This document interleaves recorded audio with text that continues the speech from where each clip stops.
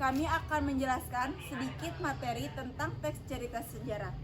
Sebelum mengupas satu persatu materi tentang teks cerita sejarah, izinkan kami untuk memperkenalkan terlebih dahulu. Saya Salsa Maldewahdah selaku moderator. Saya Arif Rahman. Saya Ulan Siti Aprilianti. Saya Muhammad Isa Ramadan. Saya Lena Meilamnawati. Saya Robi Melpiana. Selamat menyimak materi yang akan kami sampaikan, semoga bermanfaat. Sebagai moderator, di sini terlebih dahulu saya akan menjelaskan apa sih yang dinamakan teks cerita sejarah.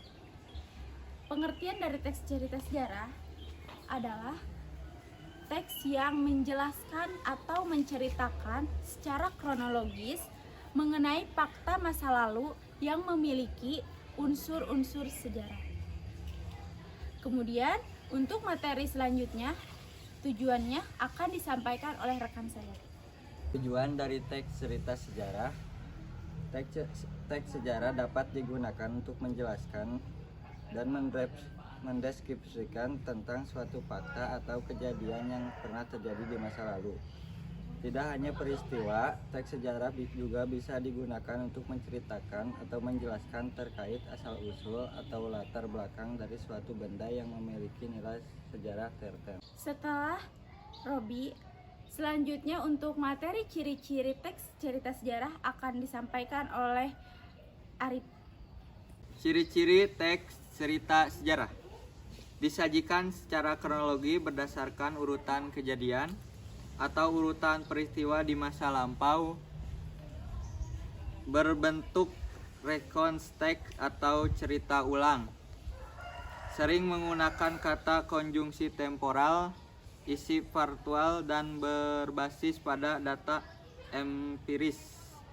Struktur teks kronologis dan runtut. Setelah yang telah disampaikan oleh Arif, kemudian untuk struktur teks cerita sejarah akan disampaikan oleh Ulan. Struktur teks cerita sejarah. Ada beberapa struktur teks cerita sejarah. Di antaranya, 1. Pengenalan situasi cerita atau orientasi.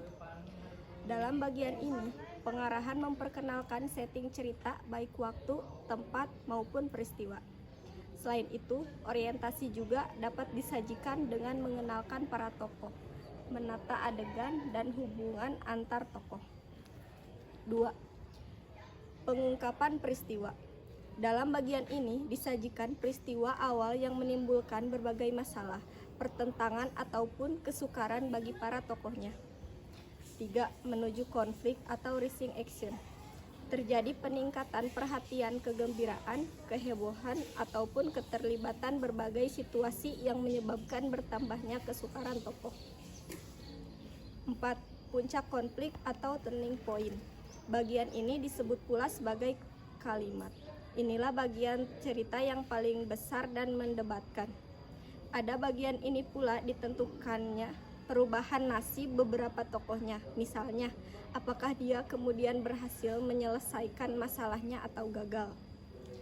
5. Penyelesaian atau resolusi.